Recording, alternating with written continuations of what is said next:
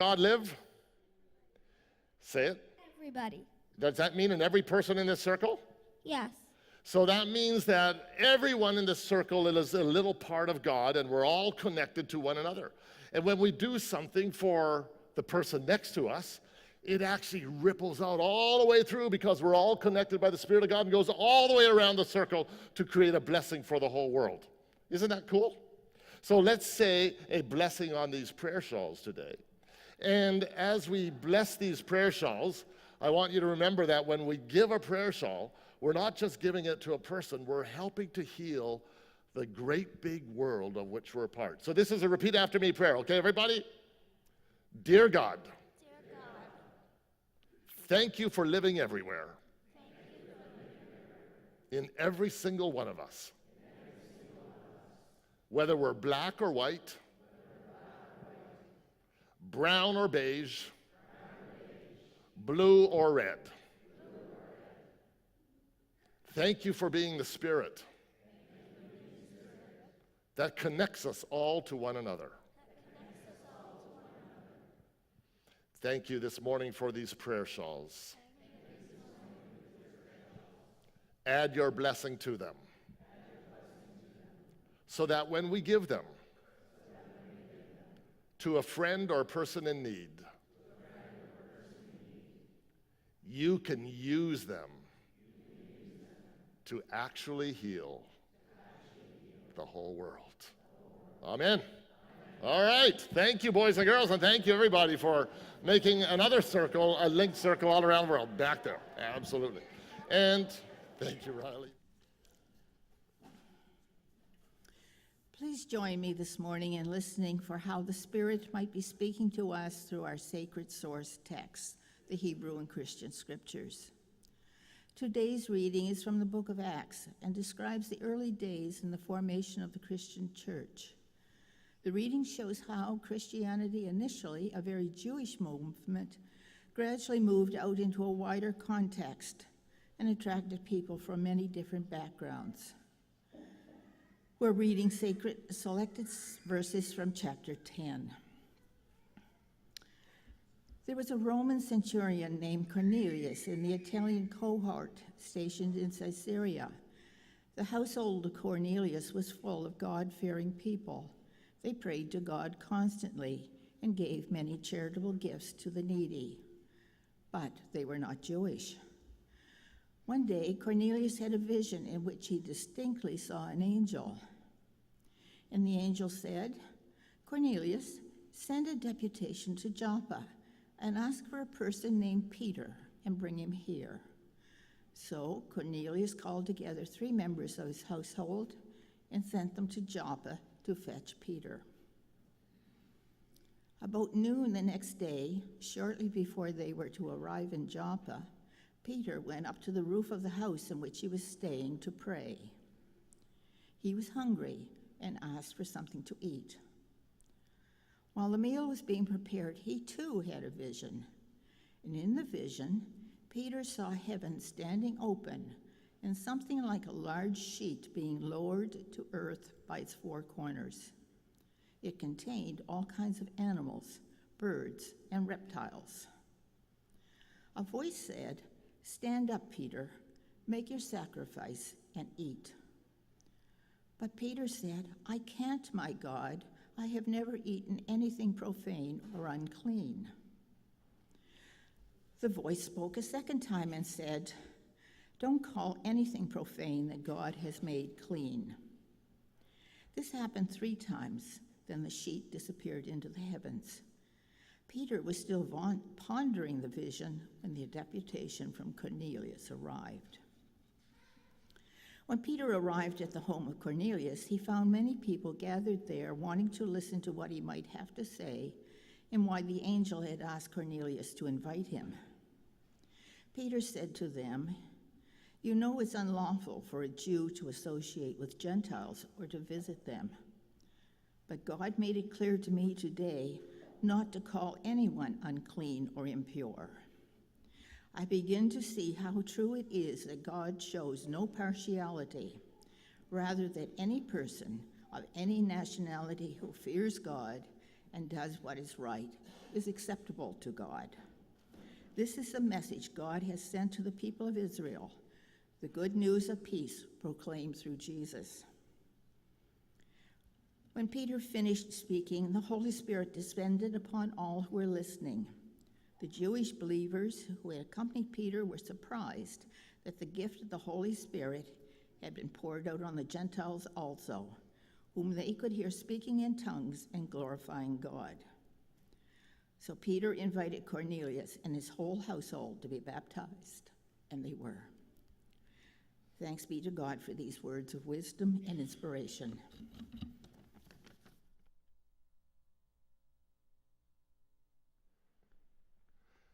And thank you so much, June, for sharing them with us this morning. So happy Canada Day weekend, everybody. And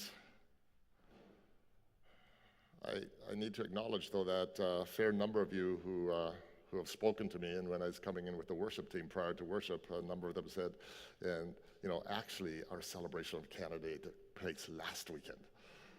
Wasn't that quite an incredibly special event that took place last weekend?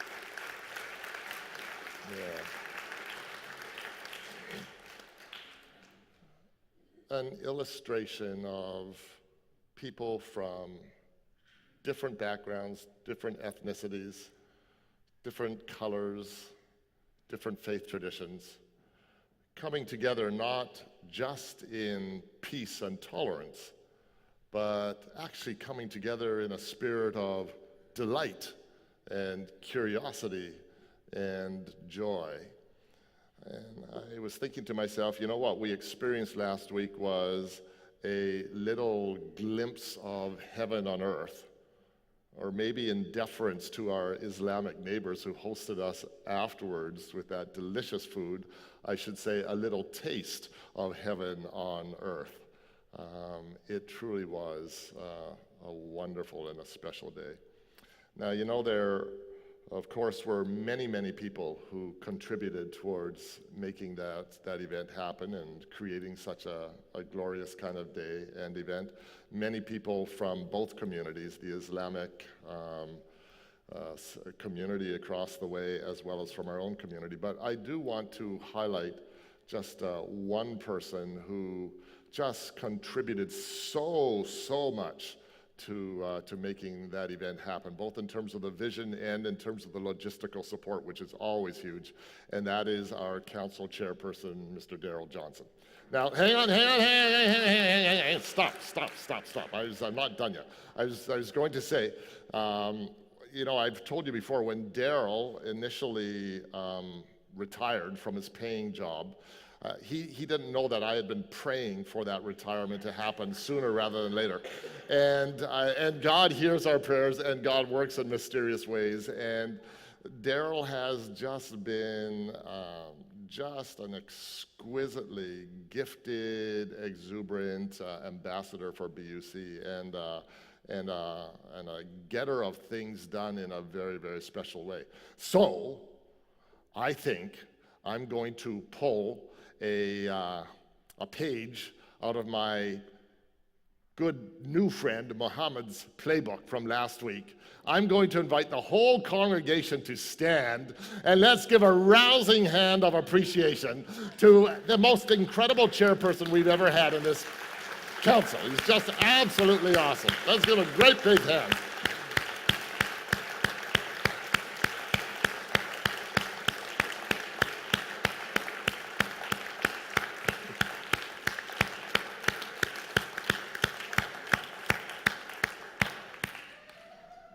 Darrell has been and continues to be just an amazing chairperson. Thank you, Darrell. You are a blessing to us and to our whole community.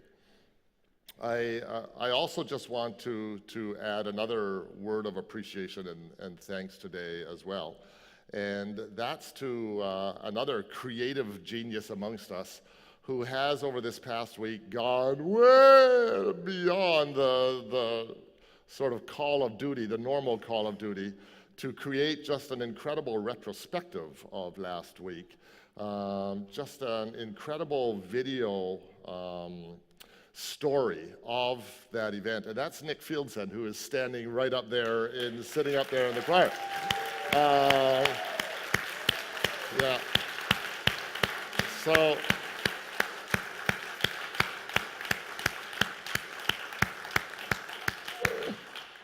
So Nick just went right at it, and if you haven't seen it yet, the 10-minute video story version of what took place last week, we're going to show it after worship today.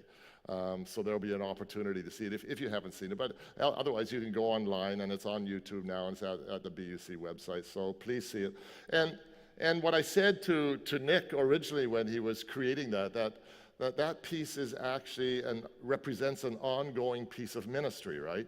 It's a little slice of that day. It's a demonstration of that day that we can now sort of spread out to the world and share with the world. I was texting with Mohammed al-Kinzwini, our Islamic imam who was here last week, and he said he's already shown it to hundreds of his friends within the Muslim community around the world. And he said, Daryl, I know you've been in touch with him too. He said, they've been fascinated.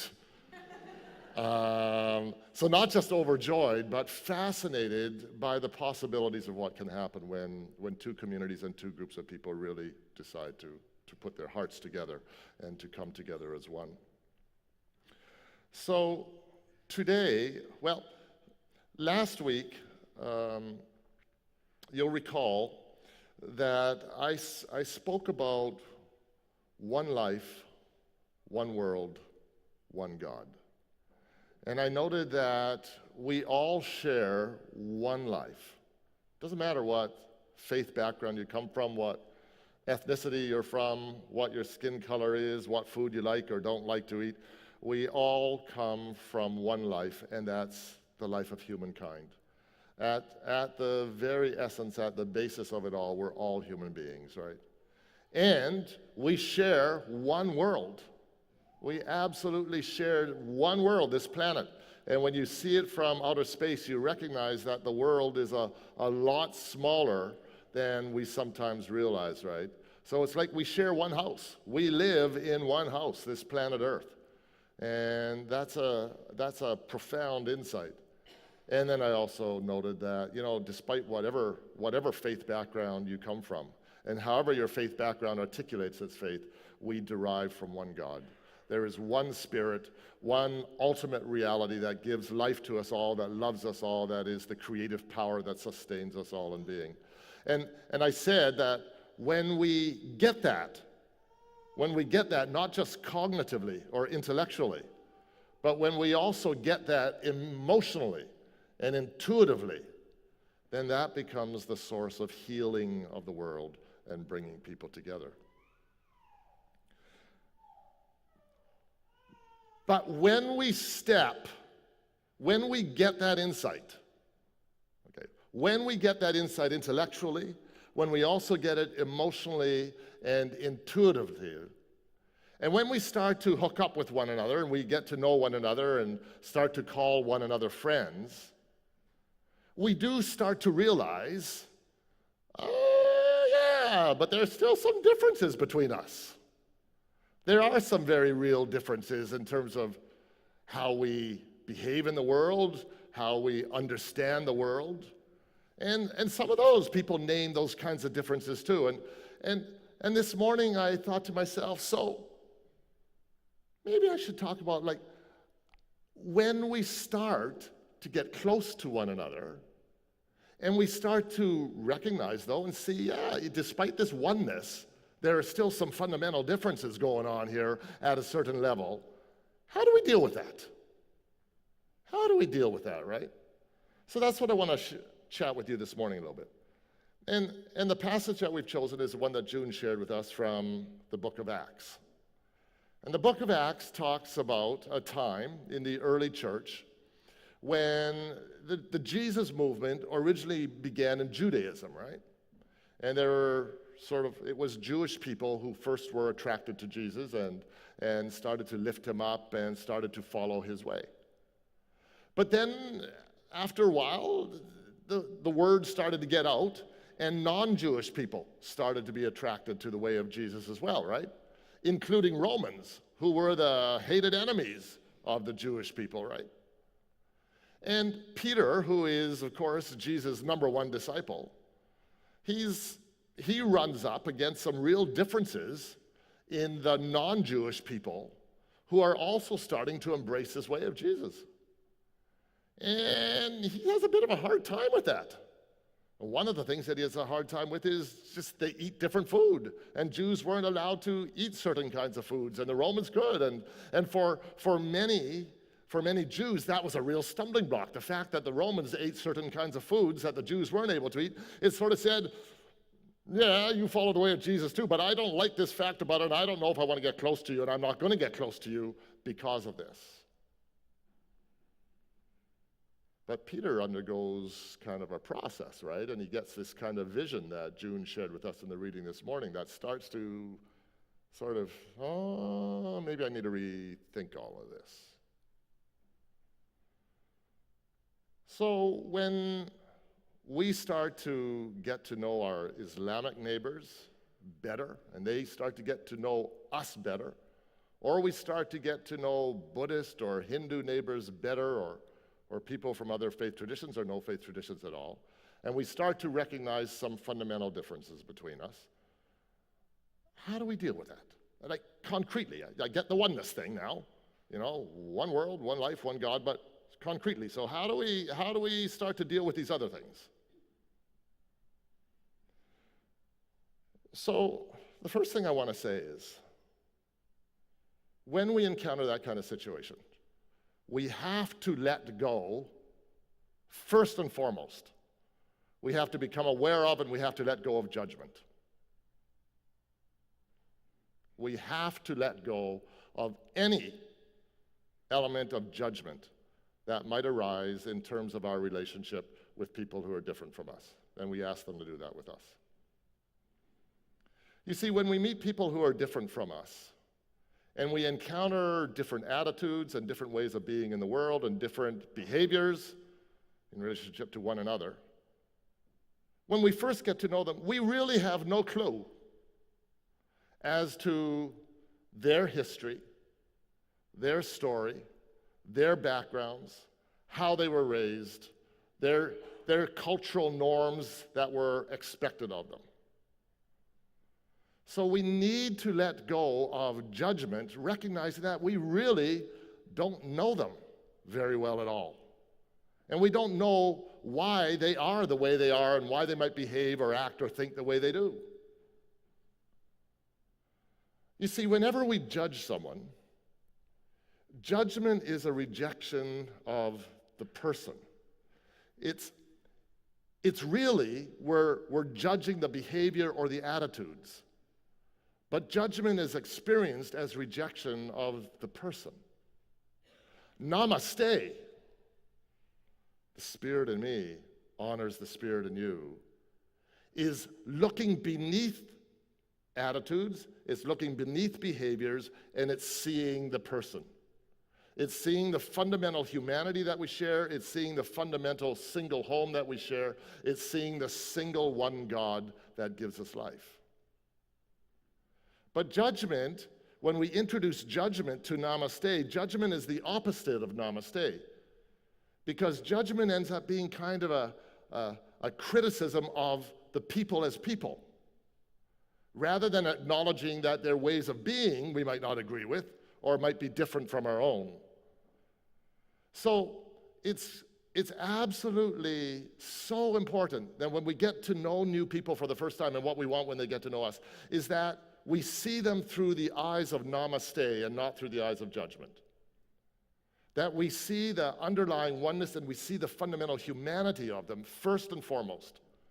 And then we recognize that behavior, attitudes, ideas, ways of being in the world, what they eat, what they don't eat, how they relate to one another, that's all secondary to the fundamental underlying humanity that we acknowledge about them from the perspective of namaste.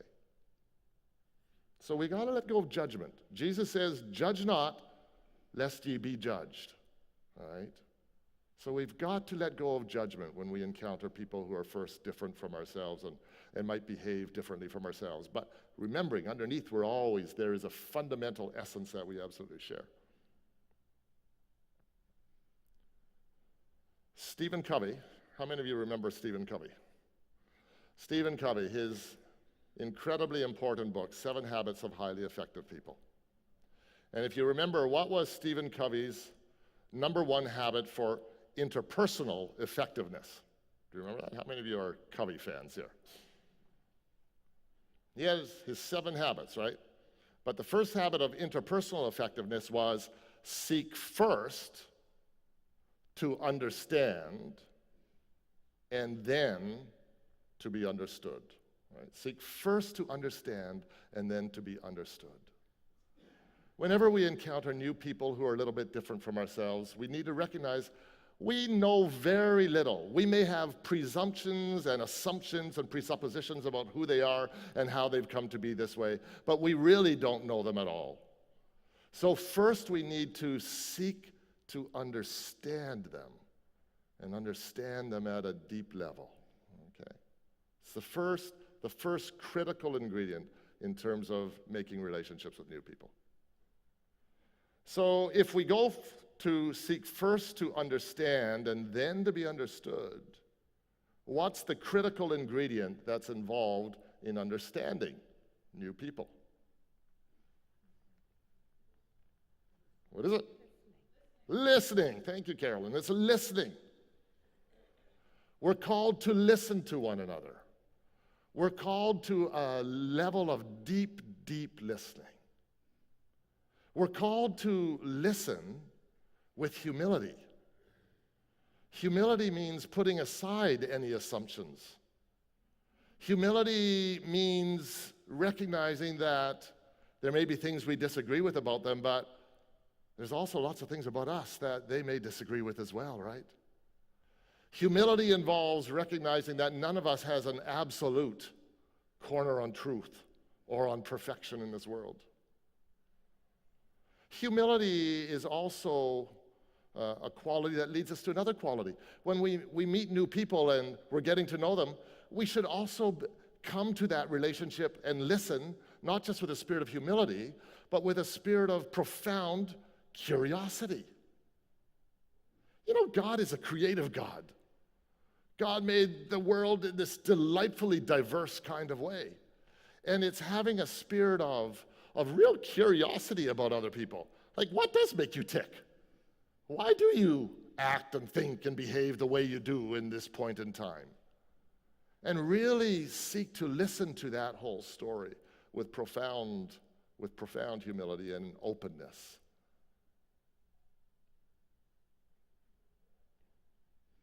And then, when we seek first to understand, then to be understood, and we seek to listen with a profound level of humility and openness and curiosity, then that calls us to what? What are we called to? We're called to conversation. We're called to conversation with one another. Profound conversation. But conversation that removes any hint of judgment. Conversation that is conducted in the spirit of namaste. Conversation that is conducted out of a spirit of humility, out of a recognition that these people, who I may not fully agree with in all ways, and yet we share one life, one world, one God. We engage in a conversation with them. Well, why are you that way? And what is your background? Where do you come from? And what were your parents like? Why do you think that way? That's interesting. That's curious. What do you think about us? We engage in that kind of conversation. And I want to make a distinction for you. Conversation is not about conversion. Conversation and conversion are two very different things. We need to go into our conversation not trying to convert or change people. We need to go into conversation with people seeking to deeply understand them to appreciate them, and to love them. Right? That's where our conversation needs to go. And you know it on the other way. We don't want them to enter into conversation with us to try and convert us either, do we? It's not what it's about. So if we can go into conversation with that spirit of humility, seeking to understand, listening deeply, really seeking to know the people that we're entering into relationship with, then something happens. And this is where trust comes into play. You gotta recognize, how many of you have kids? How many of you have tried to change your teenage kids? Put up your hands. How many of you have tried to change your teenage kids? And how many of you have failed in that endeavor? Thank you. Thank you. It doesn't work. It absolutely does not work. What changes your kids is something about the spirit in which we relate to them. If we believe one life, one world, one God, and what we were talking about, namaste, and the Spirit of God is very much alive in your teenagers, right? They are expressions of God's life too. Your kids aren't your own kids. Your kids are God's kids. Your kids belong to God. They are a part of God. We are all parts of God. You share your kids with God. But it's the same thing with all people. When we enter into that spirit of love and humility and listening and conversation and seeking to understood, that releases the spirit both in your kids. It releases the spirit in the people who are different from yourselves that you're trying to get to know. It releases the spirit in you. And then change comes about, not by us trying to force them to change or trying to impose change upon them. We have to trust that change will come about as the working of God's Spirit in their lives. And we need to trust and be open to the fact that we might change in the process too.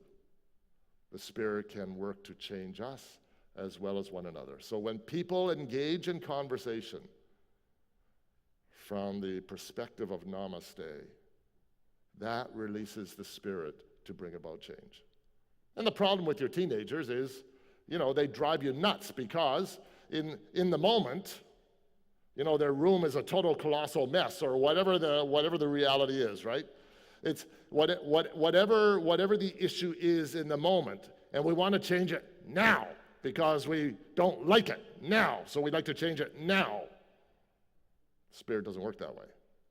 And the same thing with your kids. And it's a big lesson Danielle and I've had to learn with our own daughter, and before she went off to university, you were all telling us, and we were going, we're having some tough times here. And you all said, just let her go away for a year and she'll come back and she'll be fine. And we only have one child, so we didn't quite have that wisdom and insight that the rest of you who have gone through with more children know, right? And we I don't know if I can trust this, and we want to change you before you go. And she came back and, yeah, you were right. It was wonderful. Came back a totally changed person, just fabulous. Well, not totally changed, but somewhat changed. Right, Daniel?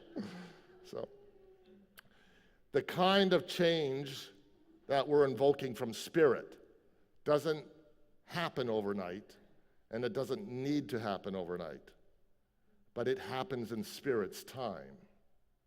And Spirit is much more patient than we are. Peter says, let me share his final words with you. Peter, this is exactly what Peter had to do, right? He had to learn to see Cornelius and the Roman people from the perspective of namaste. He had to be open to the Spirit of God in that process. And then when he met with them, he had to engage in a really in-depth conversation with them.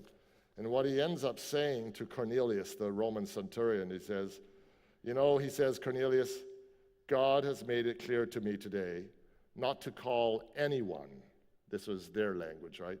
He said, God has made it clear to me today not to call anyone unclean or impure. I begin to see how true it is that God shows no partiality. Rather, that any person of any nationality who loves God is acceptable to and loved by God. So, yes, we get to know new friends. They get to know us. There are things we're going to discover that, we might agree with some and not agree with everything, and they'll be the same with us. But if we can approach them, and we're going to do this. Daryl and I have chatted with Hussein over at the mosque, and we're going to encourage some circles of listening and conversation here at BUC and maybe at the mosque in the year ahead. Opportunities for us to do exactly what I'm talking about, to have times of seeking to understand, times of listening, times of conversation, to really get to know one another and appreciate one another. And I trust that out of that kind of process, some beautiful ongoing things and a beautiful ongoing relationship and some wonderful growth will continue to happen for our two communities and maybe even beyond our two communities. Namaste, BUC.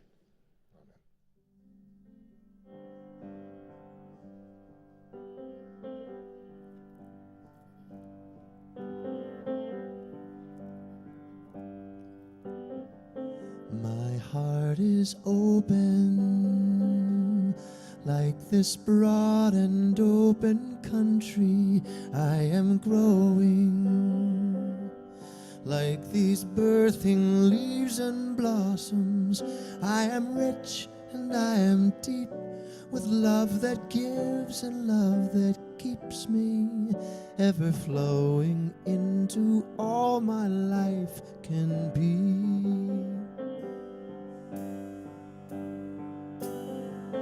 Let hearts be open, like this broad and open country. Let us grow here, like these greening trees and grasses. Let's be rich and let's be deep, with love that gives and love that keeps us, ever dwelling at the heart of what will be.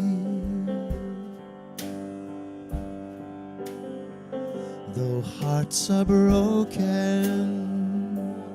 they will find an open country yet unspoken. Like the standing hills and mountains, they will stretch and they will weep, with love that holds and love that reaches, ever swelling into hearts that will be free. Our hearts are open, like this broad and open country. We are growing, like the turning earth and oceans. We are rich and we are deep, with love that gives and love that keeps us, ever swelling into all that life can be.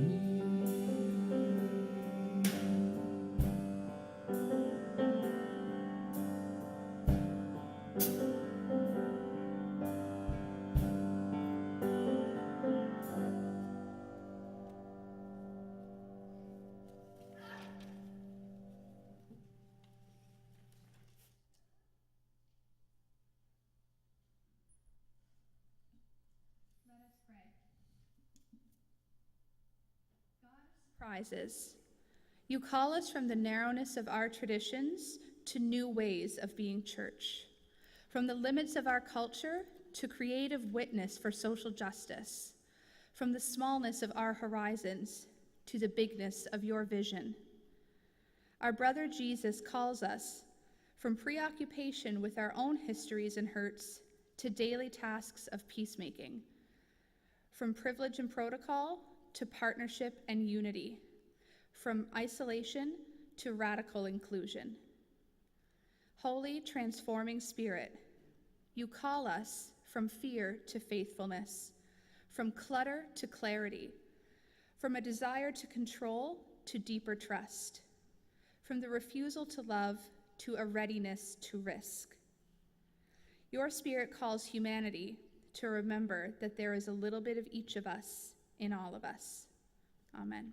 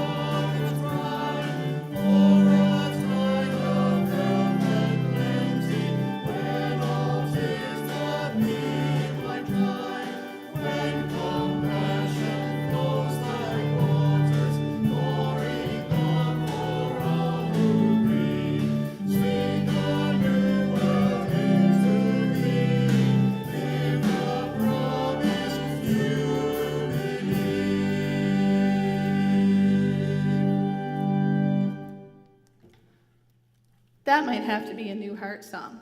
That was good. Those are good words. Thank you to everybody for coming out to worship today, everybody who participated in worship today and who made worship possible today. As I was driving in here, I was listening to the cantata from 2 years ago, Star, and was thinking of the words in one of the songs that Rick wrote for that and how beautifully it ties into David's message. On a spinning planet Earth all together, every humble human heart is a member. Each heart is beloved by the heart of God. That's good stuff. Be kind to one another and have a wonderful week.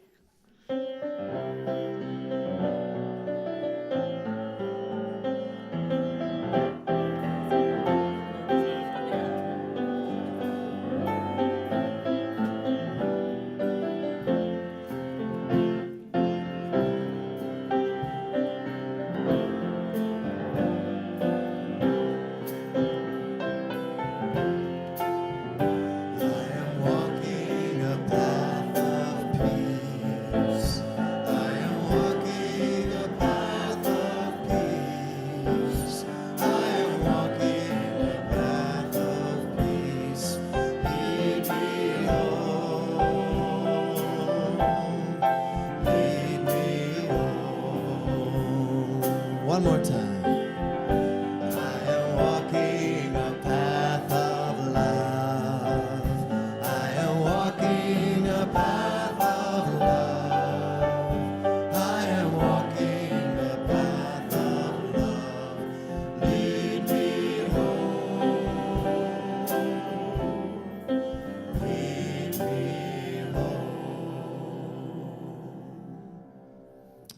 wonderful week.